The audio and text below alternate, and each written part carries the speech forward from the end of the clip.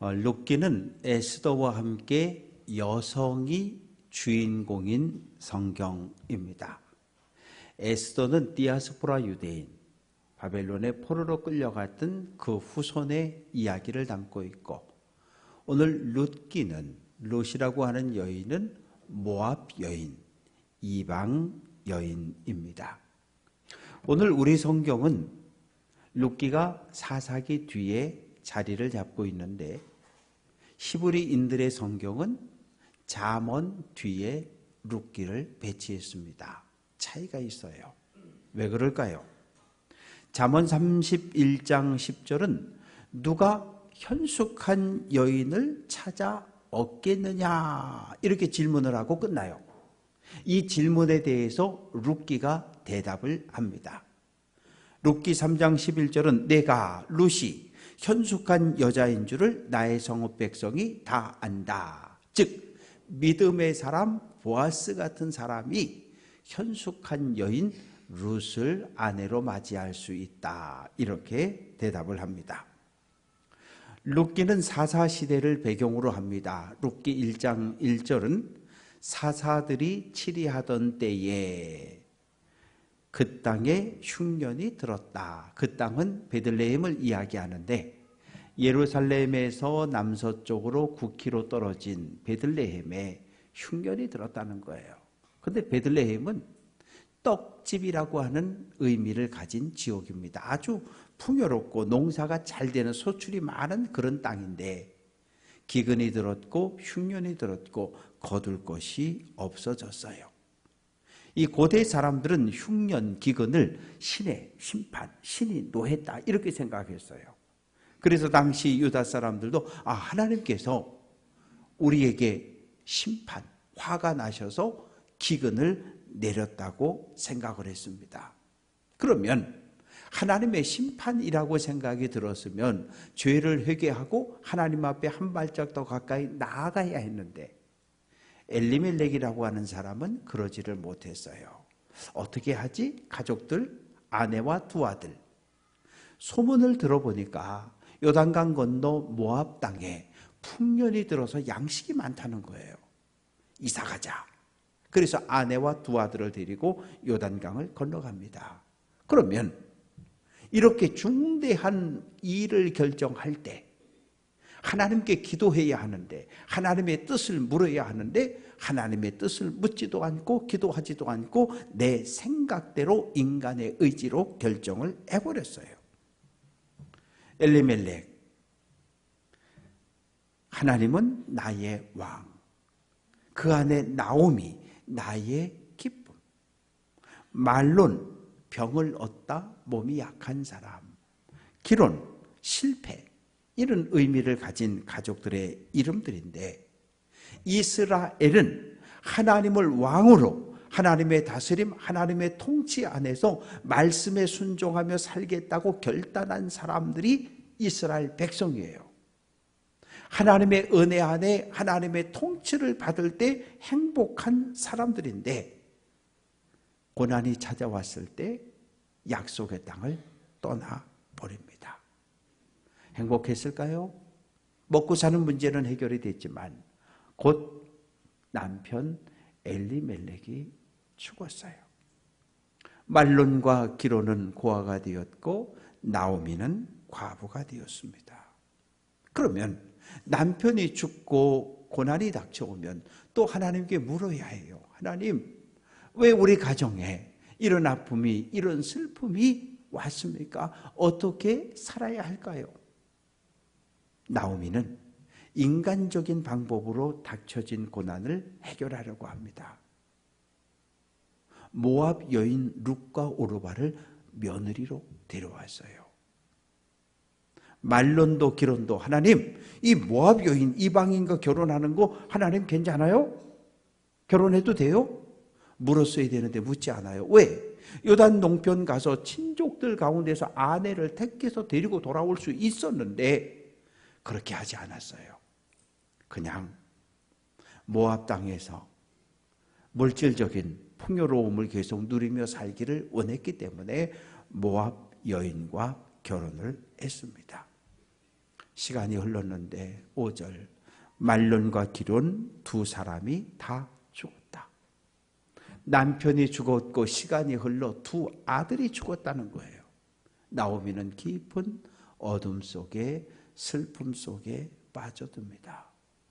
남성 중심의 문화에서 남편은 울타리였고 아들들은 기둥이었고 노후를 책임질 아들들인데 남편이라는 울타리는 넘어졌고 그리고 노후를 책임질 두 아들이 쓰러졌으니 울타리도 기둥도 없는 나오미와 룻과 오르바 세 과부만 남았습니다. 그래도 요단강 건너 모압에 올 때 남편이 있었고 두 아들이 있어 든든했었는데 그 든든함이 한순간에 무너져 내렸어요. 하나님의 돌봄이 그 어느 때보다 필요한 상황이 되었습니다. 시편 68편 5절은 그의 거룩한 처소에 계신 하나님은 고아의 아버지시며 과부의 재판장이라고 이야기합니다. 오늘날과 옛날은 생각하는 게 달라요. 지금은 아버지가 세상을 떠나서도 어머니가 계시면 고아라 소리는 안 합니다. 애비 없는 자식이란 소리는 들어도요. 그런데 고대에는 아버지가 없으면 아버지가 죽으면 고아가 되는 거예요. 남편이 죽으면 과부가 되는 거예요. 고아와 과부는 스스로의 힘으로 살아갈 수 없는 그 사회에서 가장 약한 사람들이 됩니다. 보호자가 없다는 거예요. 하늘에 계신 하나님은 사회적 약자, 나그네, 고아, 과부를 보호하기 위해 구름을 타고 이 땅에 내려오신다고 말합니다. 우리나라는 한동안 백의 민족, 단일 민족 이런 거를 되게 자랑했던 민족입니다. 그러나 오늘 우리 사회는 다문화 사회로 바뀌어 가고 있어요. 우리나라 인구가 5,175만 명인데 5,175만 명의 5%, 260만 명이 외국인들입니다. 그러면 260만이라고 하는 숫자가 머릿속에 안 잡혀요. 강원도 전체 인구가 152만, 경상북도 인구가 254만, 대구 광역시 인구가 236만인 것을 우리가 기억한다면 260만 명의 외국인들이 우리나라에 들어와 함께 삶을 살아가고 있다고 하는 것이 금방 이해가 됩니다. 그런데 이 국적도 받고 취직도 하고 안정된 삶을 살아가는 외국인들도 있지만 40만 명의 불법 체류자들이 있어요. 공장에서 농촌에서 가장 힘겨운 일들을 감당하고 있는데 이들은 나라의 법적 보호를 받지를 못해요. 사고가 나도 병원에 갈 수가 없고 어려움에 처해서 이 땅에서 살아가고 있어요. 우리 민족, 우리 동포 가운데 730만 명이 전 세계에 흩어져서 삶을 살아가고 있습니다. 똑같은 상황이죠. 우리의 자녀손들 가운데 외국에 가서 삶을 살아가는 가족들이 있잖아요. 그들도 때로는 어려움에 처할 수 있고 어려움에 처했는데 보호받지 못하는 상황을 만나게 돼요. 그래서 이 룻기라고 하는 것은 다문화 사회 속에 살아가는 우리들에게 우리나라에 와서 함께 삶을 살아가는 외국 사람들을 어떻게 대하고 어떻게 품고 사랑으로 돌보아야 할지를 우리에게 알려주는 성경입니다. 남편에 이어 두 아들이 죽고 나자 나오미는 앞이 보이지 않습니다. 어떻게 살아야 할까? 그런데 마침 베들레헴의 소식이 들려왔어요. 6절 여호와께서 자기 백성을 돌보시사 그들에게 양식을 주셨다. 오랜 기근 흉년이 끝나고 하나님께 은혜를 주셔서 이제 풍년, 많은 수확이 소출이 생겼다는 거예요. 그 소식을 듣고 나오미는 모압을 떠나 다시 고향 땅으로 돌아갈 생각을 합니다. 그래서 나오미, 룻, 오르바가 함께 만났어요. 이제 출발을 합니다. 그런데 가다가 나오미가 두 며느리들에게 이야기합니다. 8절. 너희는 각기 너희 어머니의 집 친정으로 돌아가라. 율법은 남편이 죽어 과부가 되면 친정으로 돌아갈 수 있도록 허락을 해 주었어요.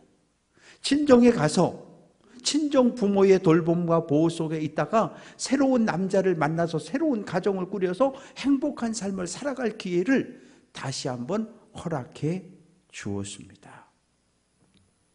나오미는 며느리들을 배려하고 있는 거예요. 친정으로 돌아가라. 너희가 나를 따라 요단강 건너 베들레헴에 가면 너희가 행복하지 못해. 너희는 평생 과부로 살아야 한다. 평생 내가 죽을 때까지 나를 모셔야 하는데 그럴 필요 없다. 친정으로 돌아가서 좋은 남자 만나서 가정을 꾸리고 살아라. 이렇게 권면을 합니다. 당시 유대는 그랬어요. 이방인을 받아주지 않았어요.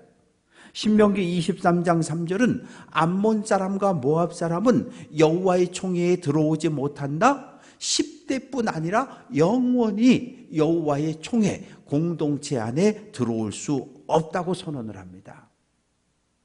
그러면 두 며느리를 데리고 베들레헴에 왔어요.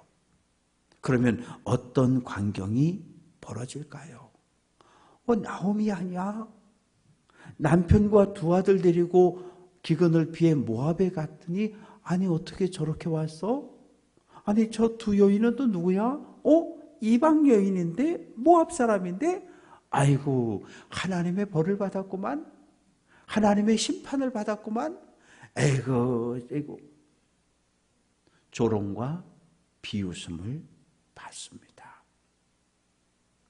그래서 나오미는 두 며느리에게 그러한 마음의 고통을 주지 않으려고 관계를 끊으려고 하는 거예요. 나와 관계를 끊고 친정으로 돌아가라. 어머니의 돌봄과 보호 안에 머물러 있으라고 이야기를 합니다. 그러면서 감사의 말을 전해요. 두 아들이 살아있을 때 말론이 몸이 약해서 병들어 병상에 누웠을 때 잘 간호해주고 돌보아준 것 감사하다. 내 아들 기론이 그만 사고를 당해서 몸이 아파서 오랜 세월 병상에 누워있다. 세상 뜰 때까지 대소변 받아주며 수발해준 것에 대해서 감사하다. 남편 잃고 두 아들 잃어버리고 아무 소망 없는 시어머니 나오미를 너희 둘이 정성을 다해 효도하고 봉양해 준 것 감사하다. 감사의 인사를 전합니다. 그러나 이 두 며느리 이제 모압 백성으로 돌아가면 다시 금오스 신을 섬겨야 하는 이 두 며느리를 바라보니까 마음이 또 안타까운 거예요.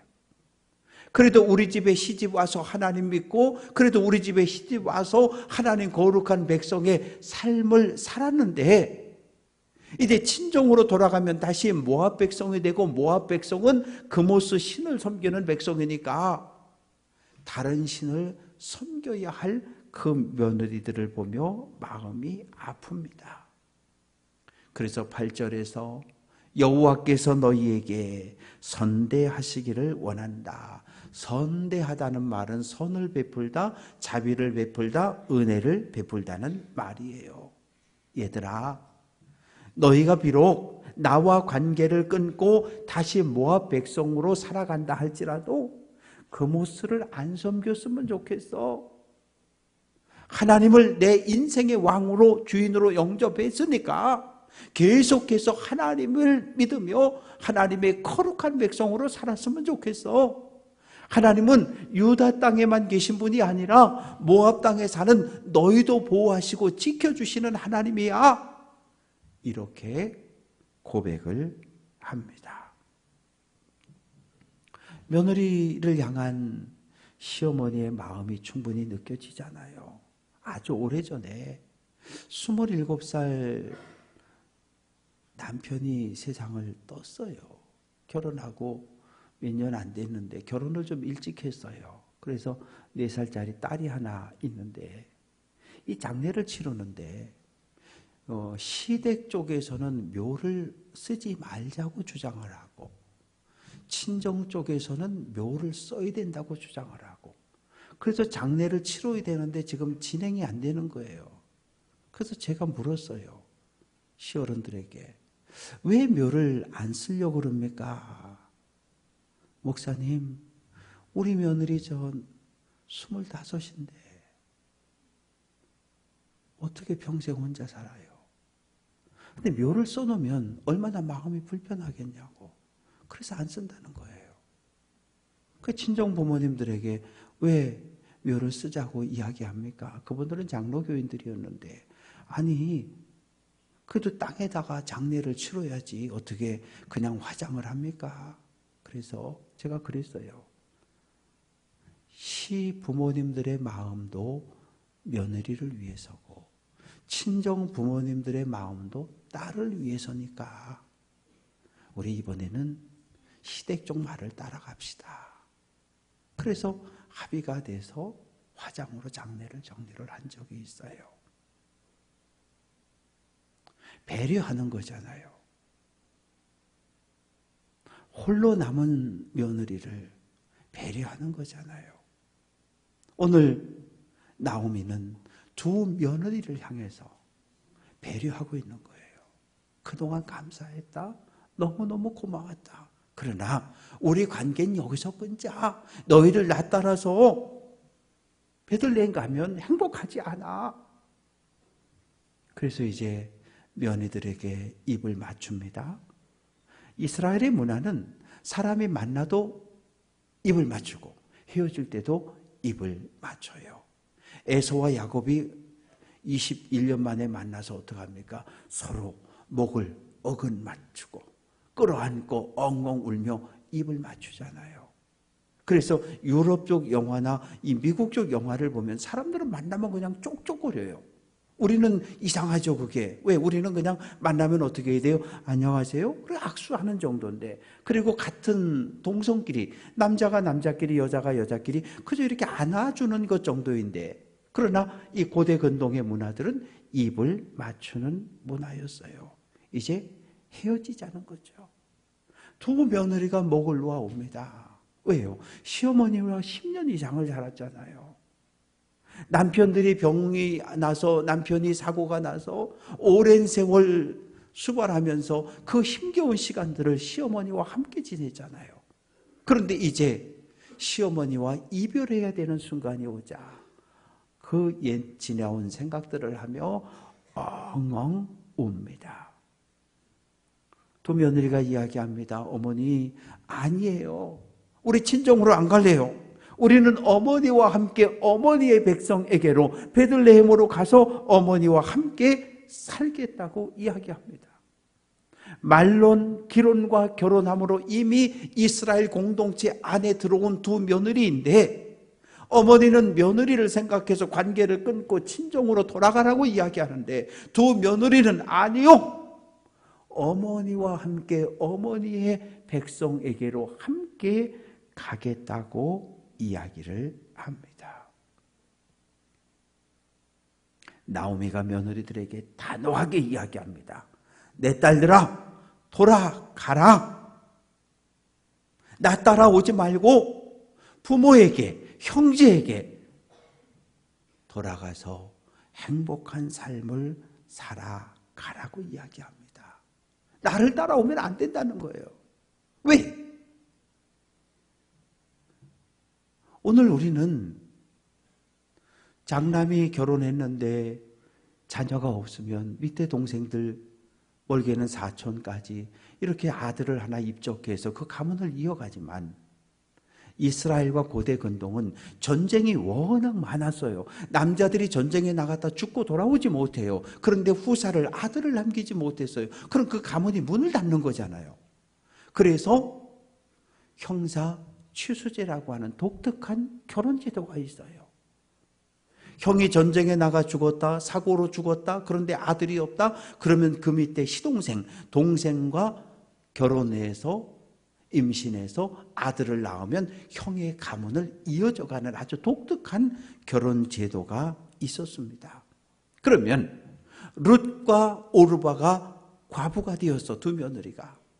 그러면 어떻게 해야 돼요? 시어머니가 결혼을 해서 아들을 낳아서 그 아들이 15살까지 커야 그 며느리들에게 줄 수 있단 말이에요. 당시 평균 수명이 40세예요. 나오미가 나는 늙었다. 나는 더 이상 아이를 낳을 수 없는 그런 몸이 되었어. 만약 오늘 하나님의 은혜가 임해서 오늘 밤에 결혼해서 임신을 했다 하자, 10달 지나 아이를 출산하고 그 아이가 15년이 지나 장성할 때까지 너희가 어찌 홀로 살아갈 수 있느냐. 그 아들이 15살이 되면 너희들의 나이도 이미 늙어서 아이를 출산할 수 없는데 어떻게 그 긴긴 세월을 과부로 불행한 삶을 살아가려고 하느냐. 그러니 돌아가라는 거예요. 너희가 나를 따라 이스라엘로 가는 것은, 이것은 불행을 선택하는 일이니까 친정으로 돌아가서 친정 부모의 사랑을 받으며 살다가 좋은 남자 만나서 재혼해라. 그것이 나오미의 간절한 소원입니다.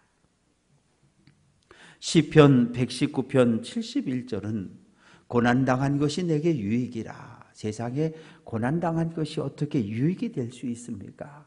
그러나 그 고난 속에서 나의 부족함, 하나님과의 끊어진 관계, 나의 죄악됨을 발견할 수만 있다면 그 고난을 통해서 우리의 믿음은 성장하고 성숙해 갈 수 있기 때문에, 그 고난을 통해서 하나님의 뜻을 발견할 수만 있다면 그 고난이 때로 나에게, 우리 가정에 은혜가 될 수 있습니다. 이제 나오미는 비로소 이 고난 속에 왜 하나님이 우리 가정에, 왜 하나님이 내 인생에, 왜 우리 하나님이 우리 며느리들에게 이런 고통을 주셨는지를 믿음의 눈으로 바라보기 시작합니다. 그리고 깨달음을 얻었어요. 13절, 여호와의 손이 나를 쳤다. 하나님의 손이 나를 때렸다는 거예요. 내가 뭐해서? 내가 잘못해서, 내가 죄를 지어서 하나님과의 관계가 끊어지고 너무 멀어져서 하나님이 나를 때리셨다고 이야기합니다. 깨달음이 생겨진 거죠. 깨달음이 생기면, 믿음이 성장하면 그 다음에 답은 나와요. 예레미야 애가 3장 40절, 우리가 스스로 우리의 행위를 조사하고, 같이 한번 해볼게요. 여호와께로 돌아가자. 깨달음을 얻는 순간, 어떻게 해야 돼? 뭘 어떻게 해? 하나님께 가야지. 여호와께로 돌아가자. 그래서 나오미는 베들레헴으로 돌아가려고 해요. 여기서 두 며느리의 선택이, 결정이 달라집니다. 둘째 며느리 오르바가 시어머니 나오미와 입맞추고, 그리고 동서와 입맞추고 친정을 향해 길을 떠납니다. 현실적인 선택을 한 거예요. 시어머니의 허락을 받았어요. 그래도 돼요. 아무 잘못이 없으니까. 그러나 룻은 나오미를 붙쫓았다. 붙쫓았다는 말은 바싹 따라가다, 한 몸을 이루다, 시어머니의 팔을 꼭 잡고 그리고 베들레헴까지 가는 것을 선택하고 결정합니다. 나오미는 룻에게 다시 한번 강권합니다. 얘야, 너도 오르바처럼 너의 친정으로 돌아가라. 나 따라오지 말아라. 그러자 룻이 이야기합니다. 어머니 가시는 곳에 나도 가고 어머니 머무시는 곳에 나도 머물겠습니다. 그러면서 놀라운 신앙의 고백을 합니다. 14절, 어머니의 백성이 나의 백성이 되고 어머니의 하나님이 나의 하나님이 됩니다. 어머니, 내가 그냥 단순하게 홀로 남은 어머니를 복양하려고 따라가는 거 아니에요. 나도 이제 하나님을 믿고 하나님의 백성 되었으니까 하나님이 허락한 땅에서 하나님의 거룩한 백성으로 하나님의 은혜 안에 살고 싶어서 내가 따라가는 거예요. 그러니 나를 더 이상 내치지 말아달라고 이야기합니다. 그러면서 17절을 보면 만일 죽음 외에 내가 어머니를 떠나면 여호와께서 내게 벌을 내리시고 더 내리시기를 원한다고 단호하게 이야기합니다. 롯은 어려서부터 모압 백성으로 살았어요. 어려서부터 그모스 신전을 드나들며 성장했습니다. 그러면 여호와의 이름이 아니라 그모스 신의 이름으로 맹세할 수도 있어요. 어머니, 내가 어려서부터 믿은 그모스 신의 이름으로 맹세하는데 나 절대 어머니 안 떠날게요. 그렇게 고백할 수도 있지만 롯은 하나님의 이름으로 맹세를 합니다. 떠난다는 얘기는 분리한다는 얘기예요. 더 이상 나오미와 함께 살지 않겠다는 거예요. 그러나 롯은 어머니, 아무리 그러셔도 저는 어머니 팔 꼭 잡고 어머니와 함께 베들레헴에 갑니다. 하나님 백성 되었으니까 이제 하나님이 선택한 땅에서 하나님의 은혜를 누리며 살아보겠다고 결단을 하는 거예요. 사랑하는 성도 여러분, 롯의 선택은 어떤 결과를 가져왔을까요? 베들레헴에 왔습니다. 사람들이 수근수근거립니다. 나오미가 어쩌다가 저렇게, 어쩌다가 그래도 옛날에 베들레헴에 살 땐 넉넉했었는데 남편도 있었고 두 아들도 있었는데 남편 죽고 두 아들 죽고 어머 왔는데 좀 다르네, 모압 사람이네, 이방 여인이네, 어쩌다가 비웃고 조롱합니다. 롯은 아침 일찍 일어나 밭에 나가 이삭을 줍습니다. 한 알 이삭을 주어 그것을 자루에 담아 가지고 와 그것을 탈곡해서 시어머니를 복양합니다. 사람의 눈으로 볼 때 아유, 롯은 참 바보야. 그냥 오르바처럼 친정 가서 살다가 좋은 남자 만나 재혼해서 살면 되지. 아우, 참 바보야. 그런데요, 하나님의 은혜가 임하기 시작합니다. 어느 날 밭에 나가 알곡을 줍는데 밭주인 보아스가 왔어요. 보아스의 눈에 롯이 들어왔습니다. 저 여인은 누구냐? 엘리멜렉의 며느리입니다. 홀로 남았습니다. 이 보아스는 엘리멜렉과 친족 관계예요. 엘리멜렉의 가문이 끊어졌기 때문에 이 보아스는 엘리멜렉의 가문을 이어줄 책임이 있는 사람이었어요. 그래서 어떻게 됐습니까? 롯은 보아스와 결혼하고 아들을 낳았는데 오벳이라는 아들을 낳았어요. 그 오벳이 누구입니까? 오벳이 이새를 낳고 이새가 다윗을 낳았다. 롯은 다윗의 할머니의 자리에 앉는 놀라운 축복을 받게 됩니다.